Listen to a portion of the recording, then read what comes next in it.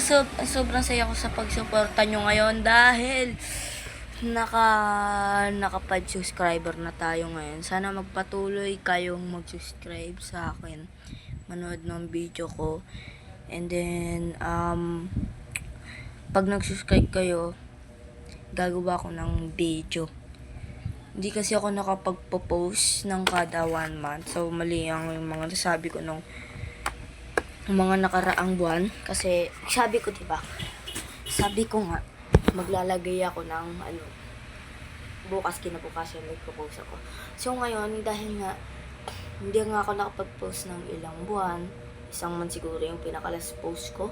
Nag-post ako ganina at kagahapon.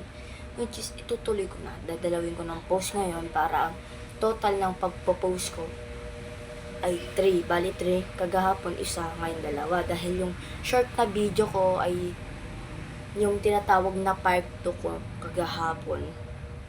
Nung nilinis ko yung nakita ko kasi ito lang yung pagiging masaya ako dito masaya ako sa inyo dahil nasa nanonood kayo.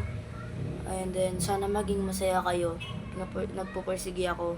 Kaya hindi lang ako nakapagpo-post dahil nga nag-aaral ako.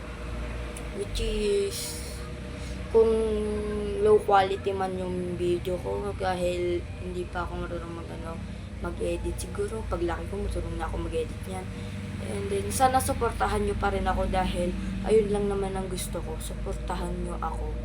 Dahil sa pagsuporta pa lang sa akin, nagpapalakas sa akin yan.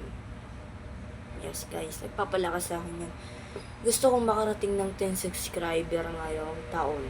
O susunod na taon kung hindi kakayanin dito. Dahil anong na ngayon, date na ngayon. December 20, pare ko. December 20, pare ko. So, sana maintindihan nyo ako na ngayon ay magiging masaya ako pag umabot man ako ng 7 or 8 subscriber, magiging masaya na ako. Lalo na pag natin subscriber, gagawa ko ng unboxing video guys. Yes.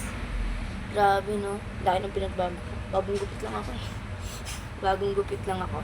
And sana matuwa kayo sa video ko na to. I hope you like and subscribe now para makagawa tayo ng sobrang daming video. And then, bye. Peace out!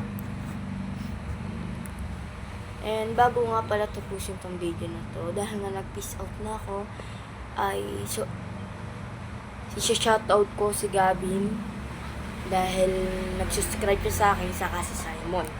Shoutout ko dahil sa dalawa kong kaibigan, naging masaya ako sa buong buhay ko. Peace out na ulit!